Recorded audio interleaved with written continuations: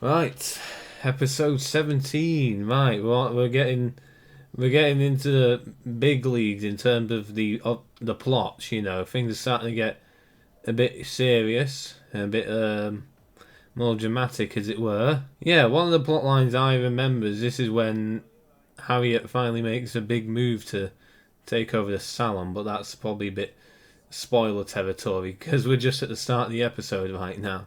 We got that Gaussian blur going on in the background there. Yeah, we even have a bit of perspective blur going on too as well. I mean, although Yeah. I was that on purpose, the We perspective got blur. like Jim was going through tricks about keeping people's face facing the camera, and that last scene was a little bit of that going on. There's a bit of that going on. Yeah, um, yeah. I mean, whether it was intentional or not, that was a very good effect at what happened there. Could really help Yeah. draw focus. Between Rob and Beryl. It really helped with that. It's a very good shot. It is what I'm trying to say, pretty much. Um, Yeah. yeah, You can see the cafe that we were in last week with me and Lauren yeah. was like totally outside, and this is inside with a green screen popping through the background there. Yeah, was it supposed to be the same venue each I time? think so, yeah. I Hmm. think it was the same cafe. Yeah, It because was, I always envisioned it this like particular area, at least a bit with you and Lauren. I always thought it was supposed to be like an outdoor area of the pub, like the smoking area or something. Like you just went outside of to the back of the yeah, I think pub. it was just a cafe bit, wasn't it? Yeah, I didn't actually think it was like entirely separate cafe area. What? Yeah, so I mean, we Right, have that was a nice shot, wasn't it? it With was. Yeah. What? again on that bit where they both stood up, Like they facing had to each like other. crouch down to that standing up bit because Hmm. the screen in there doesn't cover them all stood up, so they had No. to like crouch down and mimic standing up. Yeah. And thus begin and in this scene we have beginning the Skew Bridge love story that never was, the Rob and Jan storyline. Not the Jan and Gary storyline. No way. No. No. Yeah. So that was quite a good will they won't they thing in the show. Yeah, it was good. Yeah. He, Rob seemed completely oblivious to the fact that Jan liked him. It was good. Yeah. It was good. Yeah, it was pretty good. Yeah, do you reckon they ever would have actually got together if the show kept running? I don't know, because like we wrote it week to week, didn't we? So Hmm. it was always like, well, and people came and went.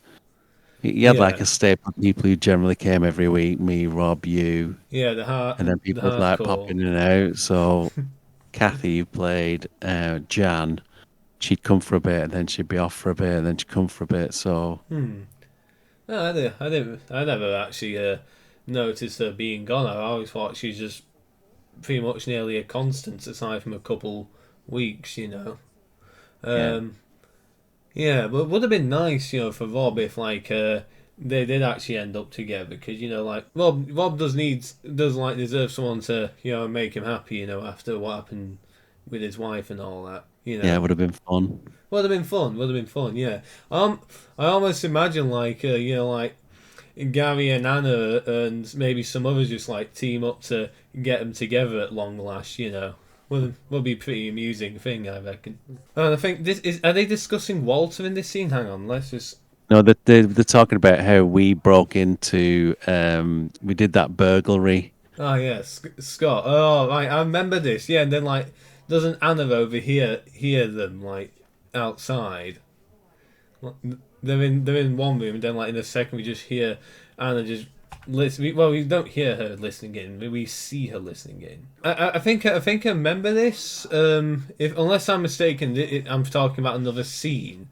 Um, we the police do like start showing up to Skew Bridge, and they think, oh, it's about us being breaking Yeah, into there's a Scott's lot thing. of wires crossed, and people, think the police are there for different reasons. Police are there for different reasons. Yeah, Is this the first? Is this the first I, um I think scene so. with your new lamp in?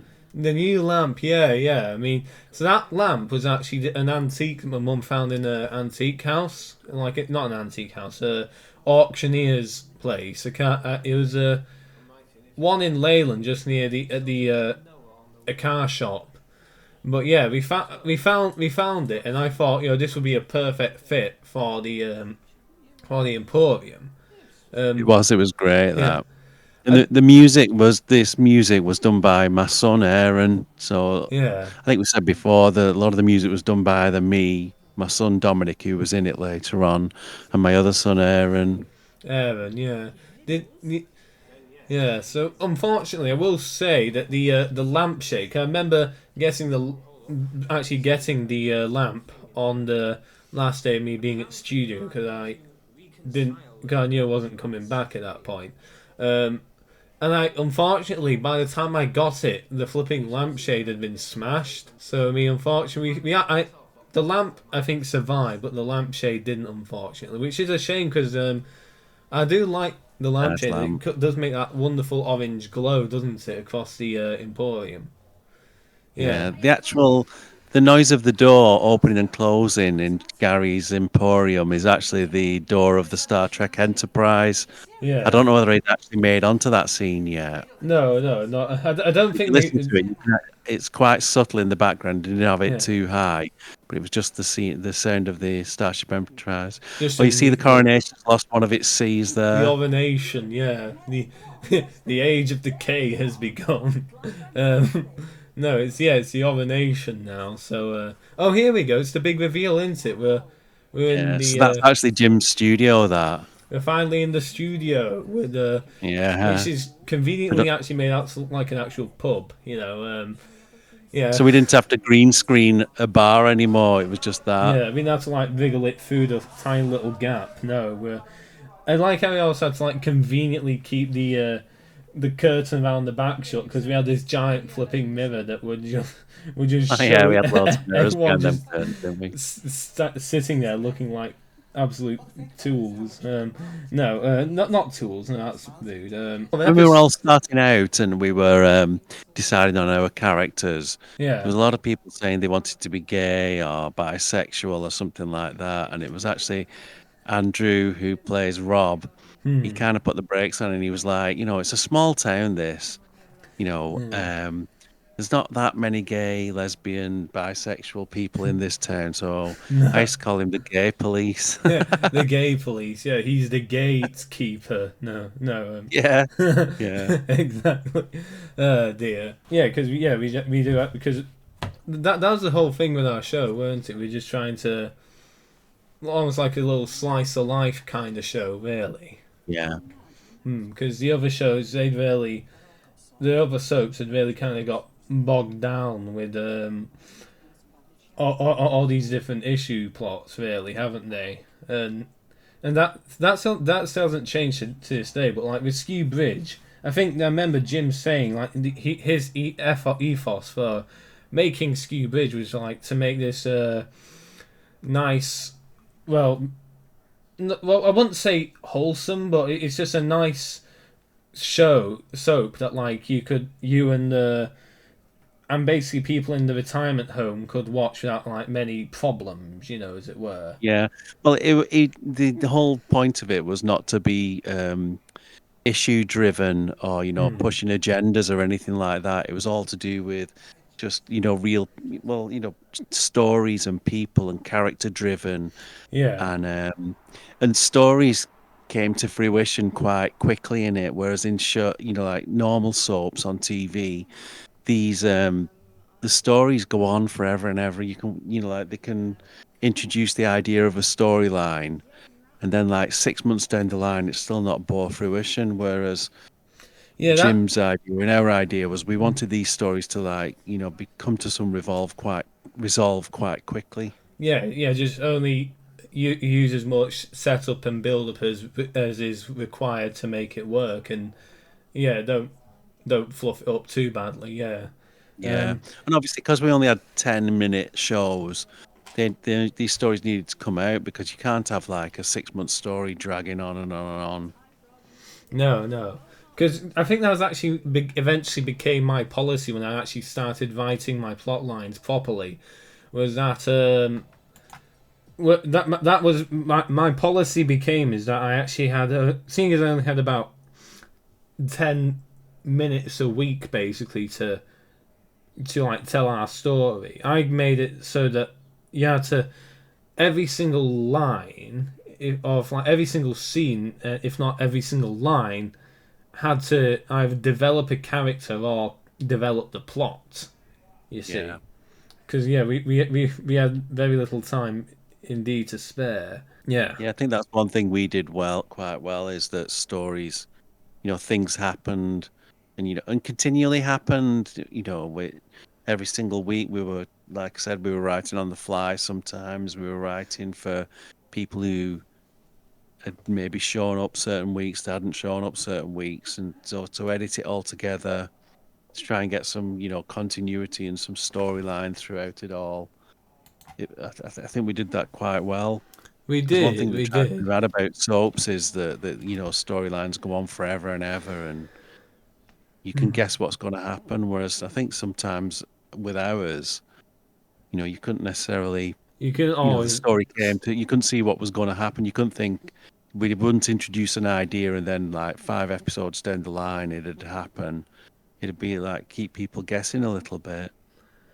yeah, exactly. Yeah, I say the only real flaw the way we told storylines is that due to the nature of people in our, yeah, due to the fact we weren't well, we couldn't really. I guess the point I'm trying to say is that we couldn't really kill people off like other soaps could, unless someone wanted to leave, yeah, but Yeah, well, we otherwise, had the actor who played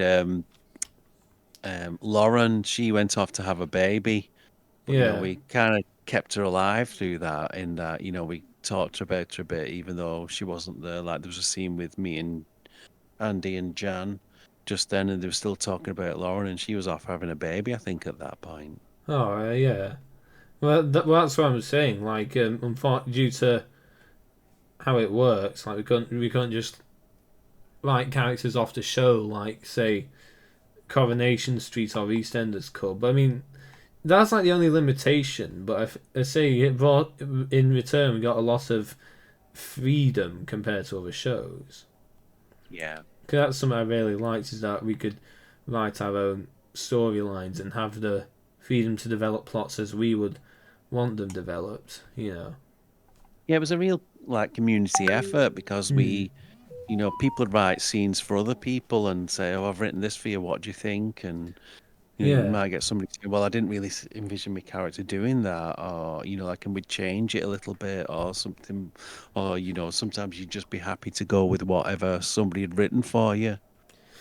Yeah, exactly. That's always something I did. So, say for example, I was writing a scene with Graham. What I do is I write up the scene and then I give it to him, and then he'd rewrite his lines to better suit how his character would talk. That's generally how it worked each time.